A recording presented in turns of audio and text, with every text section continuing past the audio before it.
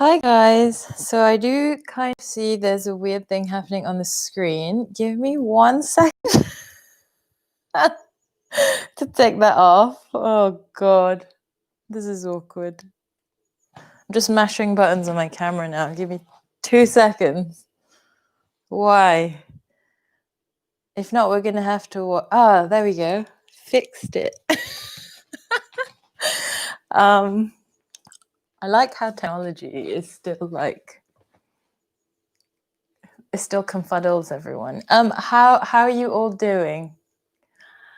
If you've got the chat box and if you haven't, like cast this to your screen yet, feel free to let me know how your energy levels are. So today we're going to work on headstanding. I'm just going to grab my little notes here a bit closer. So if you can, if you need as well, we're going to play with a few things that would be easier. So you don't quite need to. But it would be easier if you could drag your toes on the floor. So I'm just going to double check you can all hear me. Yeah, I think it's all working. So if you grab a tea towel of any kind or any like blanket, you don't mind getting a bit mucky on the floor. If you've got a carpet at home, then you might be all right with just your toes on the mat. Again, like it's not vital really, but it would kind of add a little bit if you can, or maybe drag your mat to the kitchen floor. And you don't totally need a tea towel. So if you find you'd prefer to wear socks, please grab a pair of socks. So maybe hit pause, grab some socks or a little tea towel. I've just got like a tiny cloth with me, and then we'll begin. Okay. So there'll be a few entries and things that we'll learn about headstanding. I'd like to say, if you feel uncomfortable with any headstanding or you're perhaps a beginner at it completely, so maybe you kind of always do a variation when we get to that point of the class, this workshop will hopefully give you a bit more confidence in a few different ways you can firstly prep your shoulders, prep your body, prep your head, because it has so much to do with simply it being scary, really, really scary, to go upside down and to kind of have that confidence that you're not just going to tip over all the way and fall flat on your back, which happens sometimes, but we're going to try our best to get as prepared as possible and use a wall behind us to make sure that we feel secure. And so actually a lot of headstanding is once you get rid a little bit of the fear. Once you get rid of the fear of falling, sorry, I just want to check a comment. It kind of makes it a lot more accessible. We're actually, then you just put in the work of getting your body prepared for it. But the fear is really the main thing that I think holds a lot of us back in our headstanding. So we'll work on a few different entries, a few different things you can prepare, a few different entries. And also if you're quite happy headstanding, maybe we'll try a few different variations, leg variations, perhaps some arm variations today as well that you could play with and try. So yeah, we're going to warm up a little bit.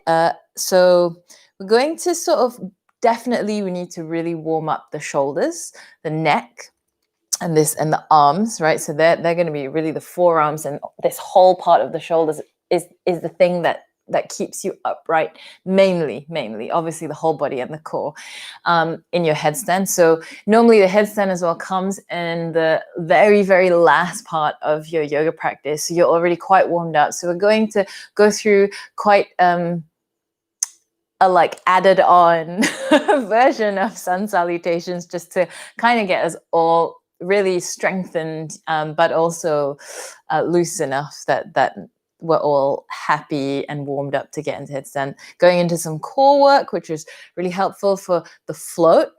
When you see people kind of get into the headstand preparation and then sort of slide their toes up rather than jumping or hopping, having a strong core will really help you with that. Work just a few postures on hamstrings, lengthening them, because that's really useful. And then we'll head into trying different bunches of headstands. This actually might not be the most conducive hair. We'll change it later. All right, so whenever you're ready, just coming to the front of our mats, we're literally going to do our sun salutation variations now, so they might be a little bit more zhuzhed up. All right, so coming to the front of your mat. Maybe just taking your time. If you've already had a busy morning, maybe take some time to just exhale everything out. Just give yourself space for the next hour where you're just not thinking about much else, except we're going to move and have fun together, doing some yoga, doing some moving, breathing. Nice. So as we inhale, reach the hands up to reach. As we exhale, take a forward fold. Stay here for a second. Wriggle out the legs. And really don't wriggle slowly. Don't wriggle fast. Wriggle quite slowly. So every time you lengthen one of the heels to the ground, bend the other knee, you're really feeling the length through the whole back of the leg, the most length you can feel through it before changing to the other side. Really giving each leg its time to find kind of its little moment of length. Okay, and then when you're done, both heels down, hands to the floor. Inhale to lengthen the chest forward, palms down, and let's step the feet back. So before we head into it, let's push the heels back, holding plank for just a little while. Stay cool. And then now kind of this odd thing. So if you watch a screen, I'm actually going to lower my bum a little. Push into the heels. And we're going to try and slide the shoulder blades down towards the wrists as we push and round the spine up in between the shoulder blades. So let's drop that again and do that one more time. Spine pushing up through the shoulder blades, almost like you're trying to round your back off the floor. And then back down one more time. All the way up, spine through the shoulder blades. And back to your regular plank. Elbows behind you, lowering down. Inhale, cobra or upward dog. Exhale and downward dog.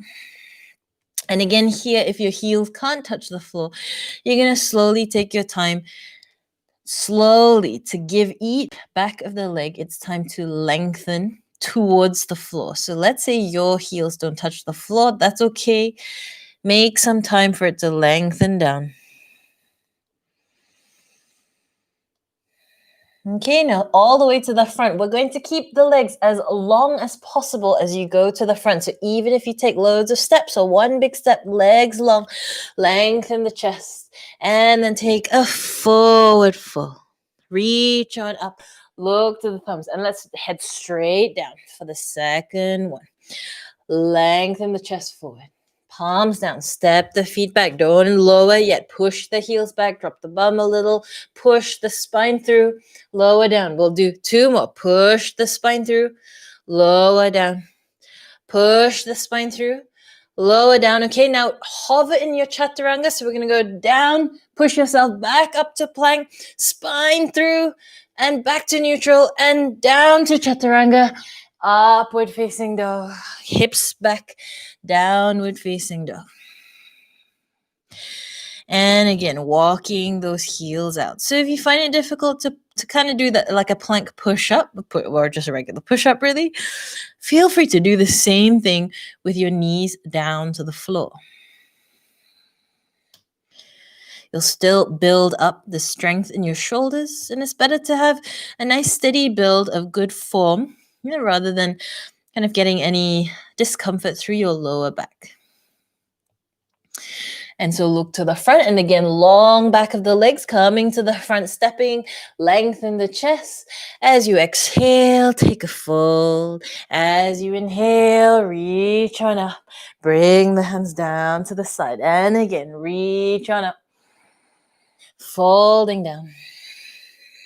Reaching the chest forward. And stepping back, holding your plank. Heels back, bum down a little. Push the spine through. Let the spine drop down. Push the spine through.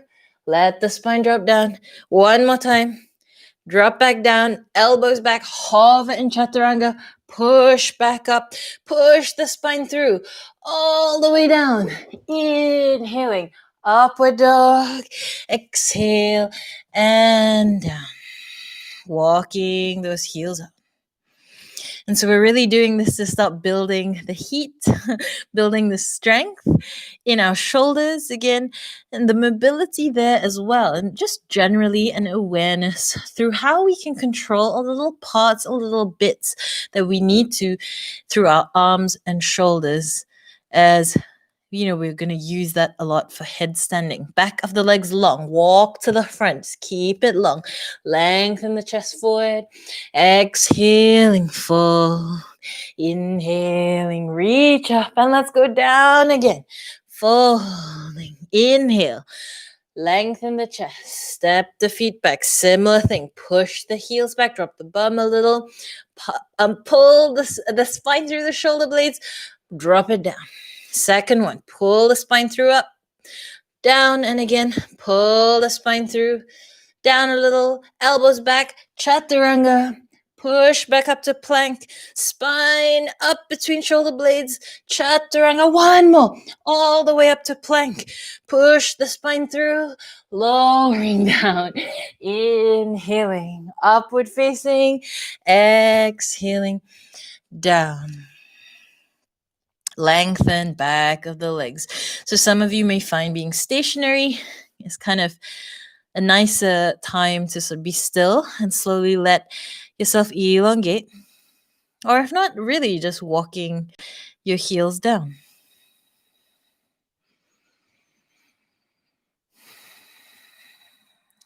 Long back of the legs, one big step forward to the front, lengthen the chest. Exhaling, folding down. Inhale, reach on up. One more. Exhale, folding down. Inhale, chest forward. Take a step back, heels back, bum down a little. Spine through. Drop the spine down. Push the spine through. And then down. Again, push the spine through. And then down, bend the elbows all the way down, come back up to plank, push the spine through, down, chaturanga, up to plank, spine through, and all the way down. Inhaling, upward facing, exhaling, downward dog, breathing. Long back of the legs.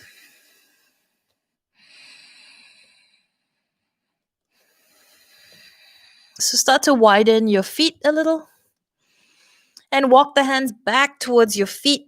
And we're staying in a forward fold, holding those elbows and then letting the torso drop. And at this point, if you feel indeed quite tight through the legs today, so I do today, really wriggling can make a difference. So going with that bending one knee, putting the heel down in the other, and just giving yourself some time to let the upper body sink down. Let the back of the legs lengthen. Nice. Hands to the mat. Walk it all the way forward, back into your downward dog. One big step forward. Lengthen the chest. Exhaling down. Inhaling. Reach on up. Keep the hands up. Loosen up the shoulders. Sink the bum down into your chair pose. So maybe just moving, on your feet between lifting the heels up, dropping them down. Heels up, down, up, down, and let your bum sink down. Stretch the hands up. If your palms can't reach, just reach through the fingers. Really try and lengthen up the arms. And then straighten the legs. Take a forward fold. Lengthen the chest forward and palms down. Are you dreading this bit? Okay, heels back, bum down a little. Spine through and lower. Spine through and lower. We won't do the actual push-ups this time. And lower, elbows back all the way down. Inhaling, upward facing. Exhaling and down. Nice. Send that right foot forward. Even if you creep the foot forward, place the back heel down, sink into that front knee. Okay, we're gonna lift on up, bring that right arm up, left arm kind of pointing to your left, reach, and let's see if we can just bring the palms behind you. So the fingers don't have to interlace. They can literally just be behind you, spread out fingers behind your back, reach the chest up, and then taking yourself down into the space on the left side of your leg. Reach on up, undo the hands, reach the hands up, bring the hands down, legs behind you, pivot, push into the heels, and again, spine up, lower, up, and lower. One more time, up and lower, all the way down. Inhaling, upward dog, exhaling, and down. Taking now the left foot forward, back heel down. Let's come up, bending that front knee. Reach the hands up first. Taking that right hand to your right, reach further up with the left hand. Take the arm behind you, reach nice and wide. See if you can interlace the fingers or palms. Just spread open on the back. Reach the chest up. And then bending at that front knee, lowering down into the space on the right side of your leg. And then coming all the way up, release the hands, reach on up again. Bring the hands down back into your plank for those like mini push-ups. Push into the heels, lower the bum slightly. Spine through, spine down, spine through, spine down, spine through. And let's go all the way down. Inhaling, upward facing, exhaling, down. And resting here, breathing. 1, 2, 3. Allow your breath to kind of catch itself. 4. Find a steady rhythm again. And 5. Walk the hands to your feet, so all the way back. Maybe holding the elbows, or maybe holding the toes and taking a nice forward fold. And again, if you find the back of the legs is a little tight, just kind of walk through the heels.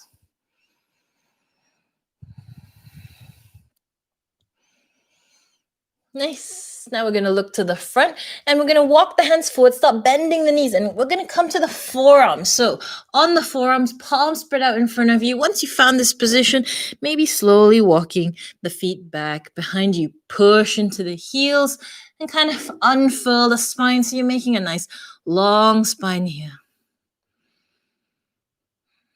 Holding for a bit. Okay, now bringing the feet slightly closer, and you can totally widen the feet, right? Or bend the knees. We're going to play with a little bit of this mobility in the shoulders. So let's just see how it goes, right? You can kind of really keep everything quite bent. Almost that feeling of someone holding the hips and pulling back behind you.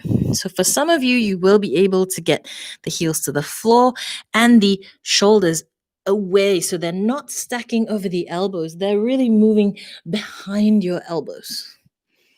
All right, but everyone will be at a different stage. So wherever you're at, just get that sensation, whether the knees are bent or the legs are straight, of the hips trying to pull itself as high as possible, almost like you're trying to drag your head away from your hands as much as you can. And then maybe once you found a good shoulder position, let the neck relax, and then just work the heel down one by one and give it some time.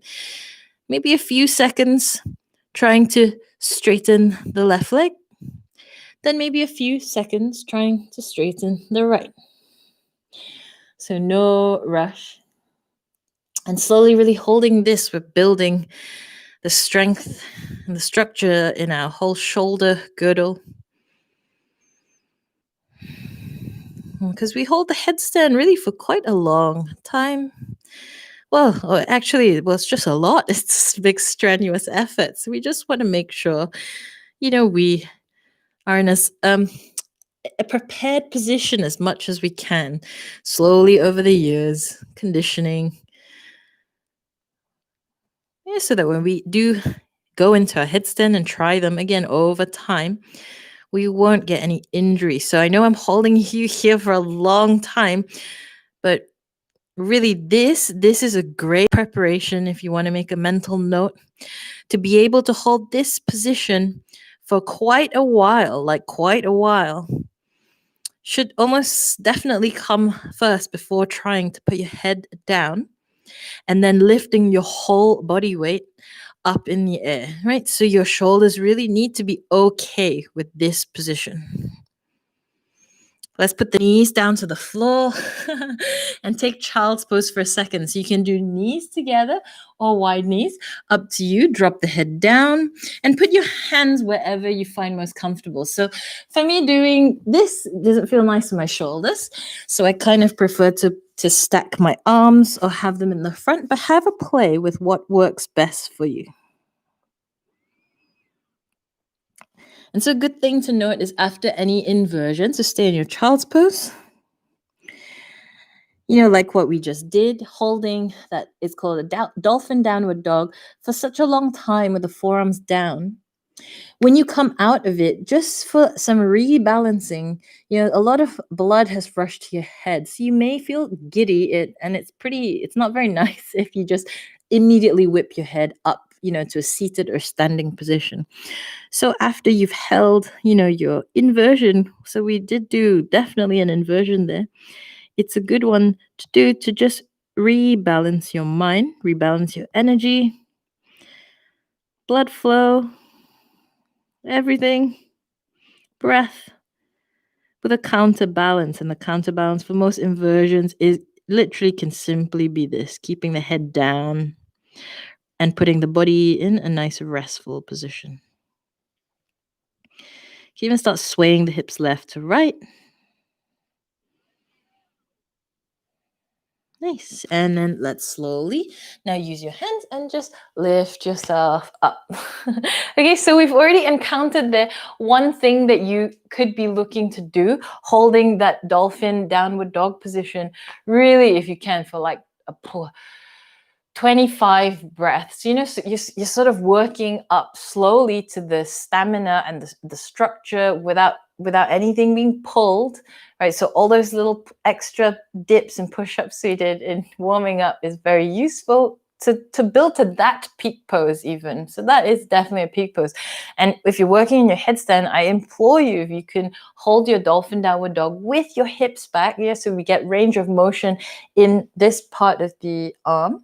That is really, really going to help you. So if you think of your headstand, that is what is happening. So let's do this one just on the floor while, you know, we're just rebalancing the energy. Again, this head is definitely not suitable for this, but we're going to interlace the fingers and pretend we're doing the headstand now. I just want to show you the mechanics of the arm and why dolphin downward dog is so similar and so useful to do. So interlace the fingers.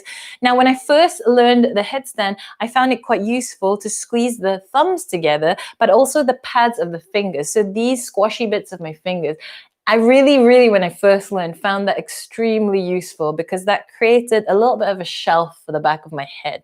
So just a little tip there that might help you, rather than having the hands open, which can let your wrists fall outward when actually you want to keep quite a stacked structure.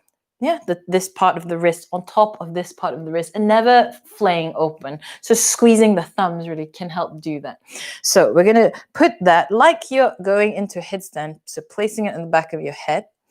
Okay, sitting nice and tall. And now pushing the elbows up into the ceiling. All right, so let go and then maybe do it again. Push the elbows up into the ceiling. Imagine the forearms are on the floor and you're trying to lift the floor, the ceiling off your head. And relax, and let's go again. Push the whole forearm, including the elbows, up, lifting an imaginary floor off your head. And release, and again, all the way up, everything to lift. And then releasing. So you can keep doing that drill while I chat to you. So you kind of could see how that motion is very similar. You know, this and trying to lift is really exactly what we do in dolphin downward dog when we have the hands like this, and then you're asking it to push and lift yourself away from the floor, or in another perspective, upside down, the floor away from yourself, or the ceiling away from yourself, right? So it's kind of all very similar and all very useful things to do. Okay, so we're gonna go to, I don't know if you call this like the fun part, but we've done a lot, some shoulder work, some awareness of what's happening in the shoulders, and the back as well. Hamstring lengthening a little bit. If you need to, please pause it and just dangle for a longer time, or do a few more downward dogs to get the hamstrings a little bit more warmed up. And we're just going to do some simple core exercises. So if you need to, pause it, or if you've got your stuff already, grab your tea towel or your socks. I'm just going to make some room. So if you have a carpet and don't have a slidey floor, it's okay. You can totally do this on your mat. You just won't be able to slide, but it'll still be an effective thing. So we're going to put the socks on, obviously on our feet, or the tea towel on our toes, like so, like on the side of our toes. Okay, and then just simply sit on it. Basically, that's what we're doing for now. So if you need to, definitely get some like, actually, we won't be on the feet for too long. So it won't be too painful for too long. Okay, so we're just going to work with the idea as we go up into a headstand. It's really, again, like when you watch people just float up into it without jumping, that is the core control, ideally, that you really need to build on before you start jumping into your headstand. And the main reason for that is when we jump into a headstand, it just, you know, you can kind of feel, even in your dolphin dog or doing this repeatedly, it's quite a lot of strain, right? It's pretty difficult. Even if you did this like 10, 20 times, your shoulders would get really tired. And so what happens when you jump into your headstand is that you're just creating, firstly, a little moment of imbalance, but also you sort of never, it's destabilizing firstly, but it's also like suddenly a lot of jarring weight, and the weight of your whole body, you know, really like being put on top of already what is pretty strong and difficult, you know, to balance and to hold strength-wise. So having the core to slowly learn how to tip up will really is something really useful, you know, and in that way you're building on something. You're building on slow strength, on how to get up there rather than just jumping up. Okay, so we're going to start here. Simply bring the palms to the floor. If you need your mat, just place it in front of you. Palms to the floor, okay? And we're going to lift the toes, the knees off. So we're going to start here. So the tops of the toes are now just using your tea towel as slight cushioning. Holding this and then dropping down, okay? So the focus in this, let's go a second time, is to squeeze the knees as high as you can to the chest. And really pull it in. Knees to the chest. And let's lower down. And again, same thing. Knees to the chest. And lower down. Okay. One more time. Knees to the chest. And lower down. So for those that are in socks or have your tea towel, you notice like there was already a little sliding motion. So we're going to do this in little reps if possible. So if you would rather not do the slidey reps, you can just keep doing exactly that. And it's okay if your knees don't touch the chest, keep trying to touch them to the chest. Okay, so if you're doing the slidies, we're literally going to slide and put it back, knees just hovering, slide it down, slide and down. Slide and down. Keep going. Slide two more and down. One more time. Slide it up and down. Nice.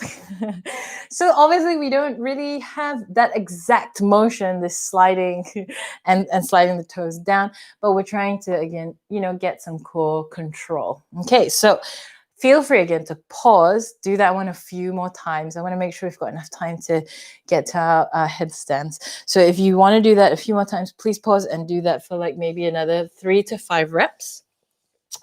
Okay, if not, we're going to kind of do quite similar things. So you can, let's tuck the toes in your socks, or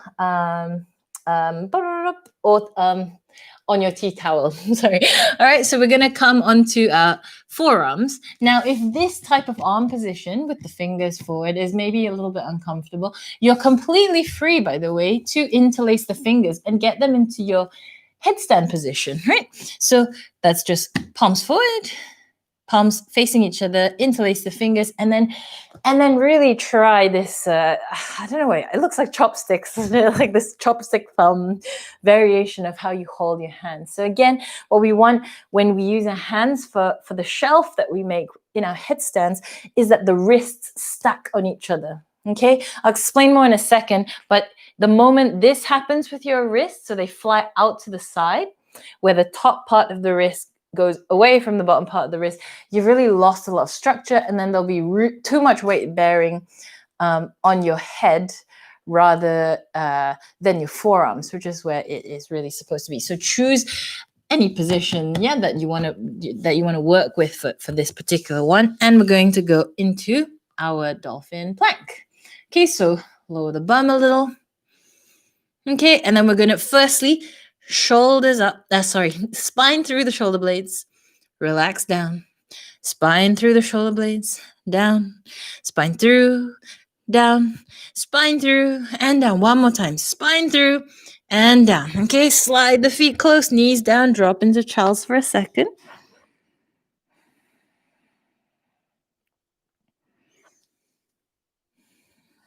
Okay, second one. So choose an arm position. This time we're going to slide the feet to play with the core a little bit. Okay, so choosing your arm position, we're coming into your dolphin plank. Slide the feet close to you. The knees can bend. Slide it back. And again, slide it up. Slide it back. If you can keep the legs straight, do slide it back. Slide it up. And back. One more time. Slide. And all the way back. Knees down to the floor. Drop the head down. Take your child's pose, your little variation.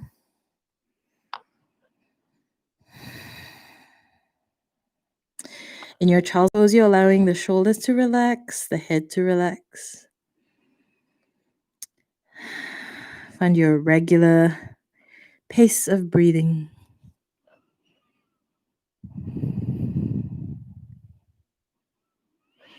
Okay, let's do that one more time. So unraveling yourself, setting up your little tea towel or socks, getting your hands ready, okay, down into your dolphin plank. Okay, slide feet. So as you come forward, try your best to get into that position of this, right, where you're not dumping the face, to the floor. You're trying to push the floor away. So let's actually slide it back. Second one, slide it as far as you can forward, hold it here, and push the floor away. You might need to dangle your head. You might need to look further down, right? So I'm just showing you the difference in position rather than this, the shoulders coming forward, everything bearing too much weight to the floor. You're trying to push the floor away from you. Like how that felt when we're trying to pull our hips really away from the fingers as much as we can. Slide it back and again, up, pause, push the floor away. And down one more time, all the way up, push the floor away. And down, knees down, drop the head, take child's pose again. And again, really important in your child's pose to stay there. That you're letting the shoulders relax, the neck relax. Your breath restabilize. Feel free to now maybe open up the legs so the knees go wide and just take a slight variation, the wild child, no,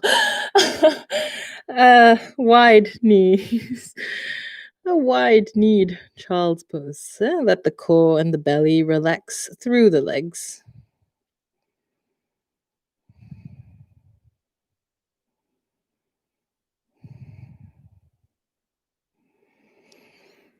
Nice. Bring the knees together, stretch the arms out. So just looking forward, creeping the fingers forward, tenting up the fingers, and you can just let the head sort of be in its nice neutral position, stretching out shoulders. Nice. And then pushing yourself up back to seated. Okay, we're going to try it with a wall. Okay, so for those that are a little bit more proficient, so you kind of, let's say you don't have the fear of falling on the floor, like behind you. Maybe you don't need the wall today, but we're going to do it with a wall for those that do. Okay, so don't worry. You can kind of choose your option. And if you're really nervous about this, again, don't worry, because all you can also really practice is going, doing your dolphin dog. And remember the principles of your headstand. You're like trying to really lift the earth on your head. When they say head, it's kind of more forearms. That's why we did so much shoulder and forearm work. Okay, and we'll do this in steps, so don't worry. So we're going to first approach this. Maybe there's two camps. Okay, so you can either do it with the tripod hands version, which I'll show you in a second, or the classical one that we just did with squeezing the thumbs together. I'm going to show you both entries.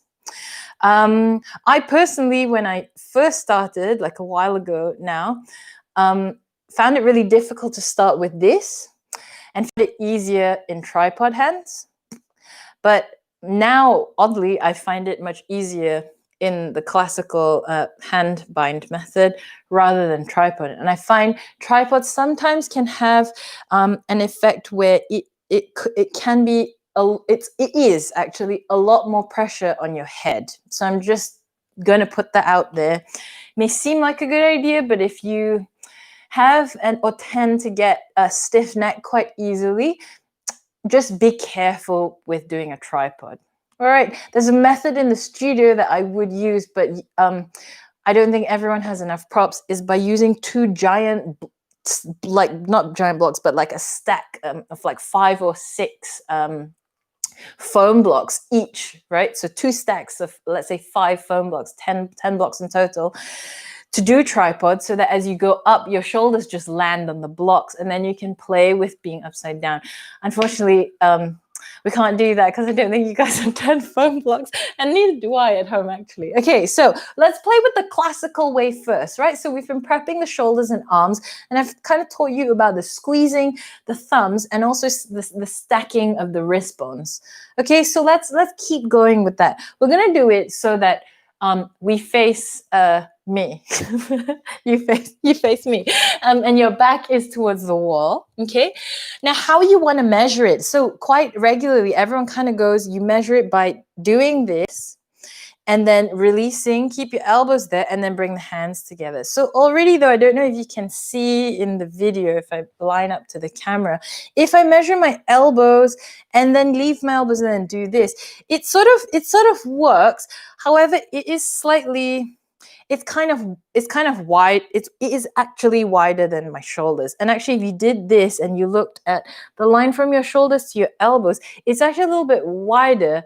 So perhaps you could start there, because you could argue because the base then, because that's going to be on the floor, is a bit wider, it could feel more stable, right? Or you can tuck it in slightly to make sure that the elbow is right under the shoulders, which also, in a different like mathematical argument, could be more stable because you're working with directly stacking, right? And you maybe have a play with both. I won't say which one is better, because we're all at different stages, and each one will be, feel a bit different as you go. But that's a good one to know. This kind of the 2 logics behind the elbow width. Okay, so just pick one. You can play with both. Interlace your fingers. It's not helpful. Yeah, you'll see me in a second. Okay, squeeze those thumbs together, especially the soft bits of the thumb. So if you're looking at them, they look like 2 straight thumbs, 2 chopsticks. And you can see your wrists. You don't want to lift the the bottom of the wrist here off the floor. So when you squeeze them, maybe they'll come off the floor. You really want to stick this whole side of the arm. This is your base, right? Really important. All this is on the floor. And this is your control and how you're going to go into it. Stick it all to the floor. Push against the floor. So you already feel your shoulders activate. Keep pushing against the floor as you lift your bum up. This is very similar now to dolphin downward dog. Okay, and remember that feeling that we're not trying to dump the weight forward and completely out of the shoulders, out of the arms. We're trying very actively to lift the floor away from our head. We're really pushing against it. Okay, at this point, dropping the back of your head. I need to change my hair.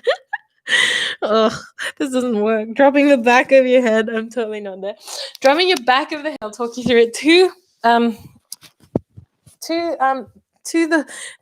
that bit where, okay, so when we did it sat up, the back of the head finds a shelf in this bit of your soft pads of your hands that you made. And this is the same. I'm going to unravel my hand a sec. Upside down, you're going to find that bit, okay? And where you're looking, and the top of your head, actually, before where we're looking, the top of our head should be on the floor. Now, if you're not sure where I mean, you can come up and sit and place a block on your head, and kind of where you can balance it. That's really the position that you want that part of the head to be on the floor, okay? So not the front, not the forehead, because that'll really give you a very sore neck. All right, so top of the head down. I don't know how I'm going to do this. Top of the head down. Such good planning. Okay, maybe I can wrangle and move those buns out of the way. Yeah, there we go. Top of the head down. Okay, and before even the legs come off the floor, I know maybe you're kind of rushing a little. Keep them down. Your head is down. We want to push out. So I know it might not look obvious, but I've moved here like a millimeter. Maybe my head is almost just touching the floor, but no weight is being dumped down in the head. Does that make sense? It could even be slightly off the floor. Now we want to keep that position. The push comes from our forearms being strong, those thumbs really sticking together, the wrist pushing down into the earth. Once you found that position, maybe playing, even if the knees are bent, you can do this, by the way, really pull the shoulders right off the earth, push the forearms into the floor, walk the feet closer, and then maybe exploring this leg up and tiptoe this standing leg to the floor to see if you can maybe touch the wall behind you and then bring it back down. Okay, again, this is like a long game. Touch the wall behind you, tiptoe this foot, bring it back down. So this is why the hamstrings are helpful. Touch the wall and bring it back down. Okay, everyone take a break.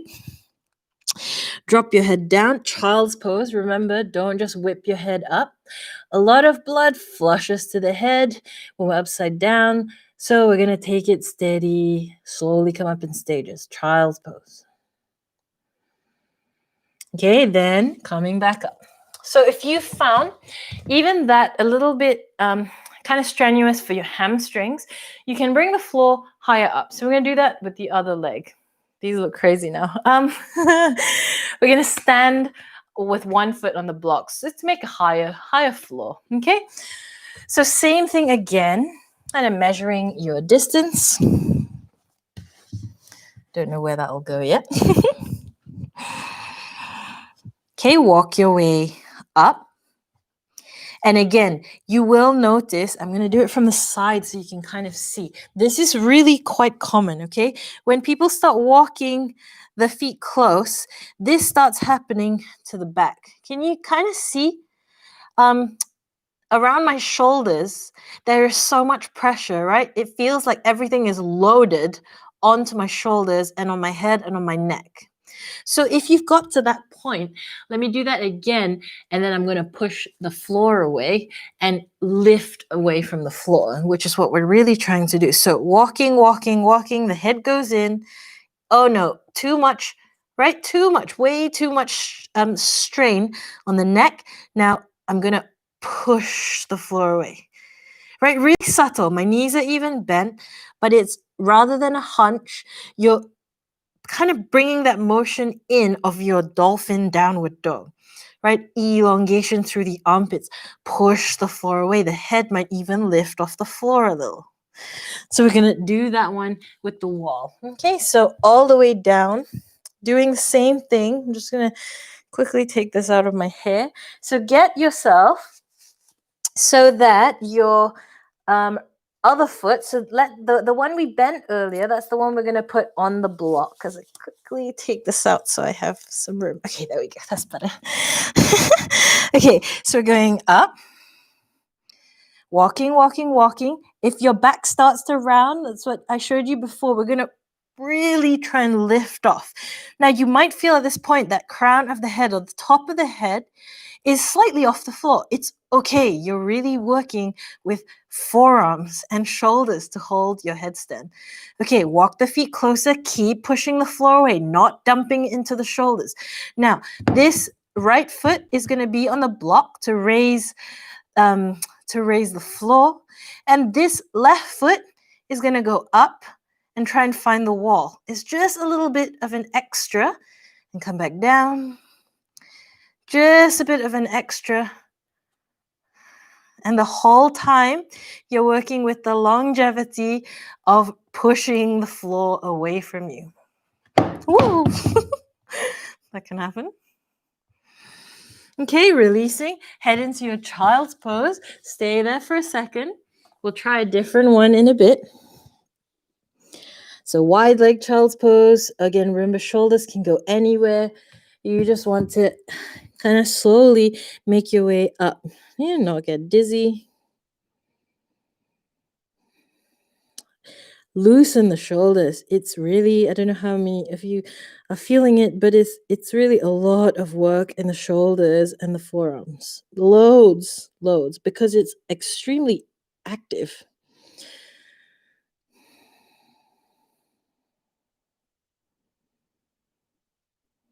Okay, releasing. And again, I'm going to just kind of demonstrate and talk a little bit about that rounding of this upper back. Okay, again, I'll just do it one more time so it's clear. As you put your head down, you found your position. You're not doing this, right, to dump into the neck. The moment you have this in, you get your feet closer rather than this. You're pushing away. Really similar to this motion, right? Really similar in the arms, except we're leaving the head down there. But this shape, right, is very different and much steadier than this, which will definitely cause lots of problems. And you can see how I would automatically roll over because I'm already kind of there for it, right? But if we push away, we are working with the feeling of lifting off the floor. Up, go away, the floor, go away. Oh, crazy hair. Okay, so if you've got your typey types, feel free to let me know how that went. If not, let's continue. So again, please take a break if you need to. Remember, you can always hit pause on this video, right? Take some time. It's a lot of upside down. We're going to play a little bit with entry from tripod. Okay, so why we haven't really fully gone up in that yet, because I think even if most of you are pretty good at headstands, would have found that perhaps a little bit difficult, okay? And if you didn't, there's a little exercise I could give you on entering. Let's say you're working on entering, but you're jumping.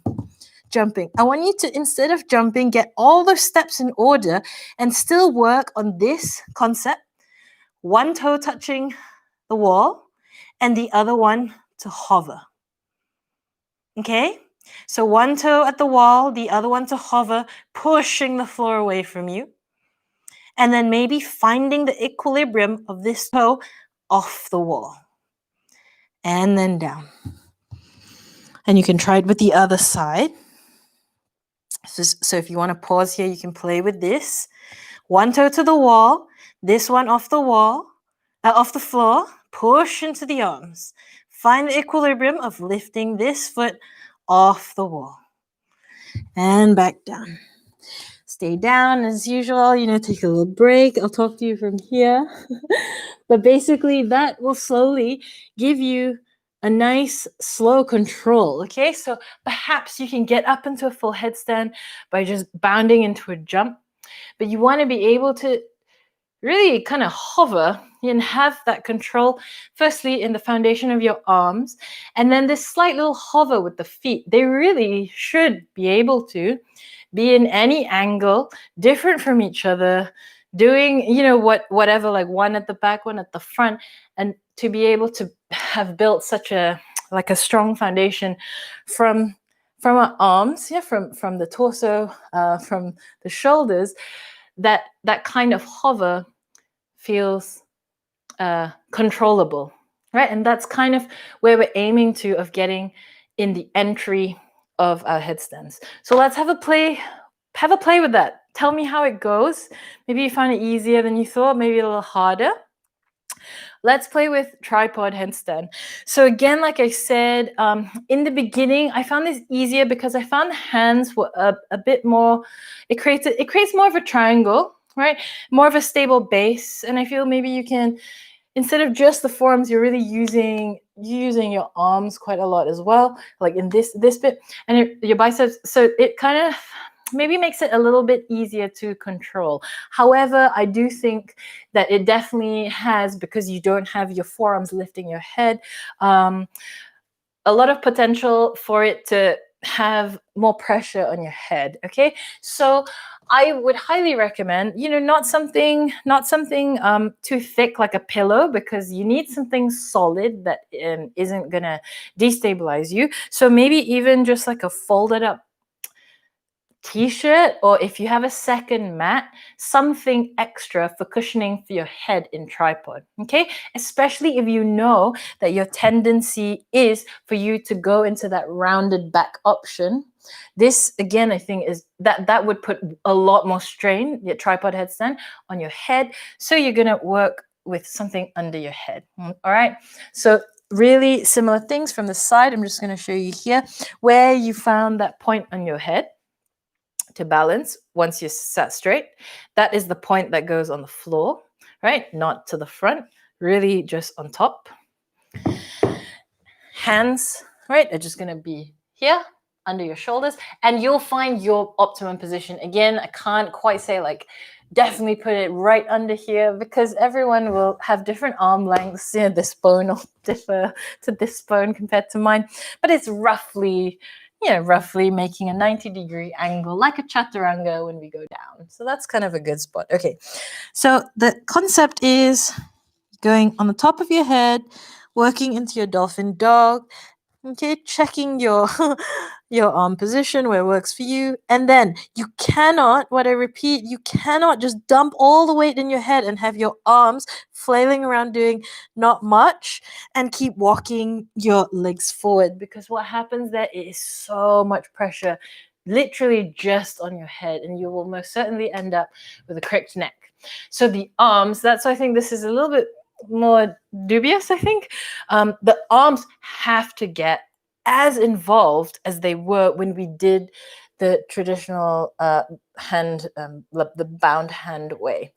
The arms are really gripping into the floor. Even start, you can grip with the fingers, like curling a little. Your elbows have to really pull in so they're parallel. Your arms are a massive player in your headstand, arms and shoulders. Okay, so find your cushioning, and we're going to put it where your head's going to go. And again, we're going to use the wall, because why not? The wall is your friend. If you're used to headstands, again, you don't need to use the wall. Okay, so as you maybe saw earlier when we got up into it, I definitely moved my hand positioning once I got there.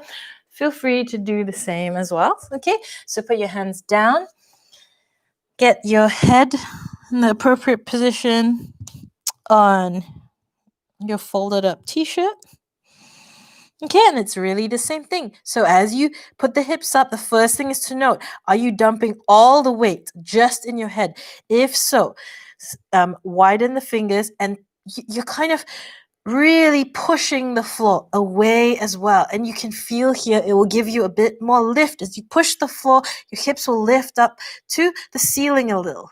Elbows, don't let them fly apart. You're keeping them parallel, keeping them under the shoulders. And now working with the same thing. One toe to the back, maybe lift the other one off, lift both off, hold it here, squeeze those elbows together like they're trying to draw together and drop them back down. Try the other side or take a break first. Other toes to the wall. Squeeze those elbows. Those arms really need to work. Maybe the other foot, you have a play. You can hover it down and come down. Keep the head down. Relax the head and neck.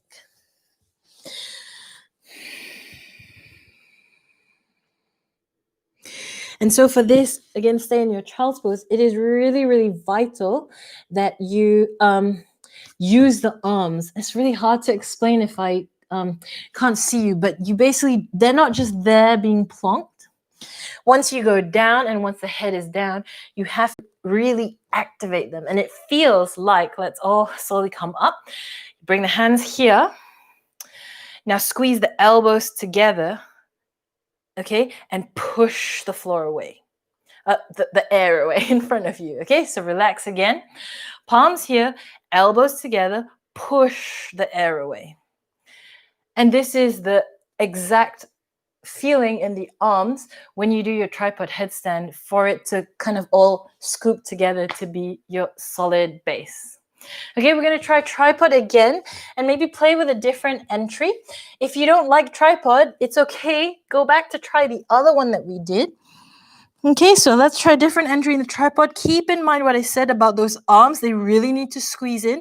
You could try as an entry, bringing, this is kind of bringing all the core stuff together as well. The one knee onto the arm, other knee onto the arm.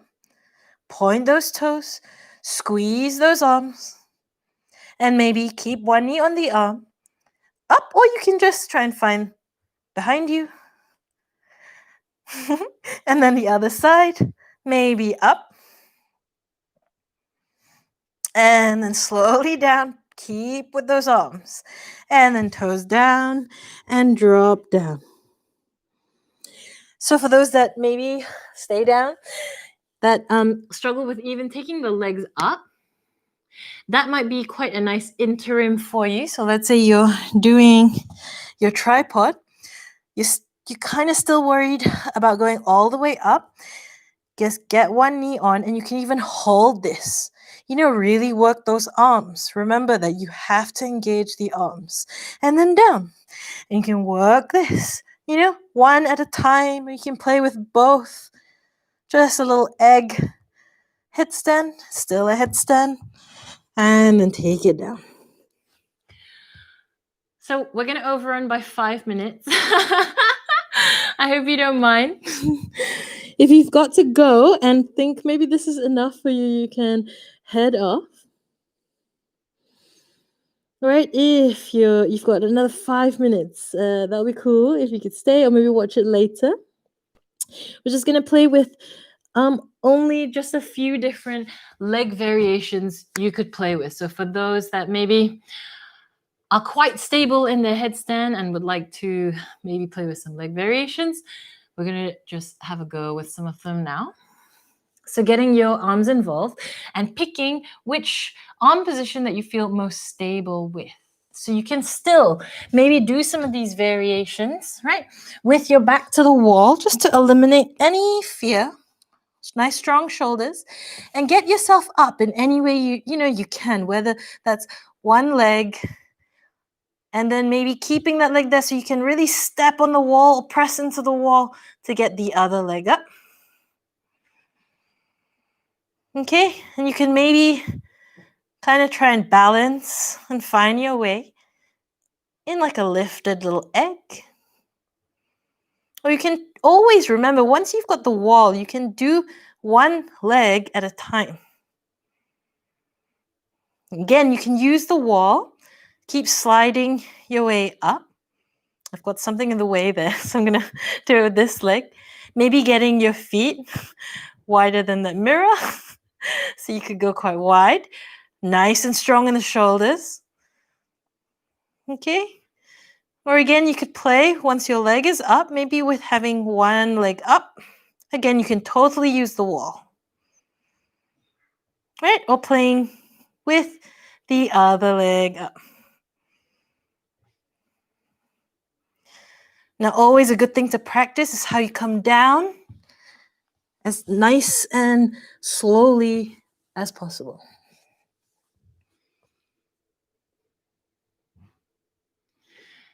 So another one you could try, I'll do it a little bit on the side, again with the wall, is let's say you've got the leg up, oh, maybe one up and kind of one in any wonky position. You can almost just try to get the feet to touch.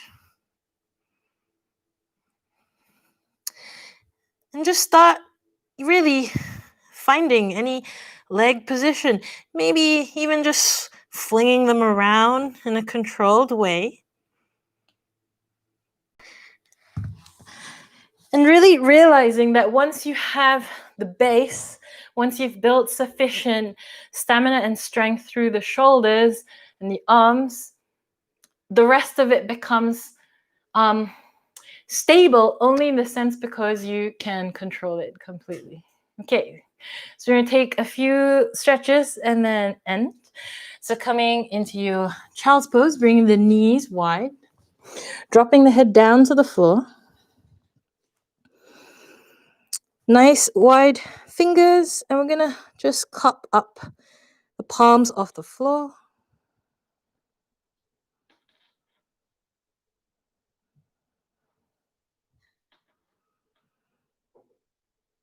Nice, coming up onto all fours, taking that left arm underneath, right arm long, and just letting the weight sink into that shoulder.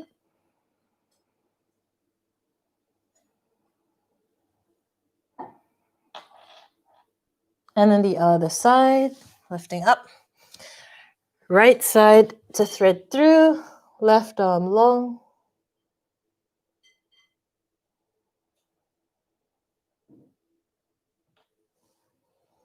Nice, releasing, coming all the way up, and just taking the fingers to interlace and just stretch out the chest a little.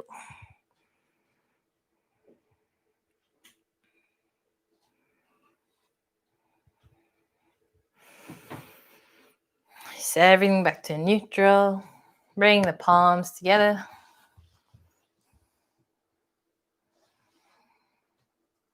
Namaste. Thank you so much. Sorry we overran. Oh, this guy is wondering why we overran. If you need to now, sorry to have enough time. This took longer than I thought. Please take a few minutes to just lie down. But if you feel kind of all right, yeah, have a nice day. But again, remember, if you're tired and you need to rest after that, please definitely take a short shavasana. This is Bonnie.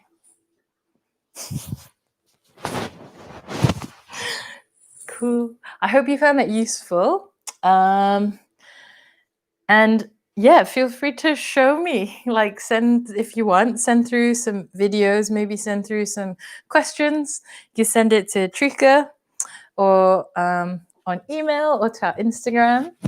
And it'll be cool to see how you've gotten on with some of the tips that we've learned in the headstand workshop today, and maybe if you found it useful in terms of what bits to prepare for longevity, for longevity's sake, like a stable headstand for a long time. Because once you've got the shoulders and the strength in this bit that's on the floor, actually the second bit is easier in the sense where it becomes way less fearful. Anyway, we've definitely overrun quite a lot. But thanks for joining. Again, yeah, just get in touch. Any questions? Anything you're still like, what, I don't understand that bit, really ask me, and we could even do another one on it, or maybe a little half an hour one to recap. Sweet guys, have a wonderful Tuesday. I always forget the days now. Bye, bye, bye. Thank you for joining.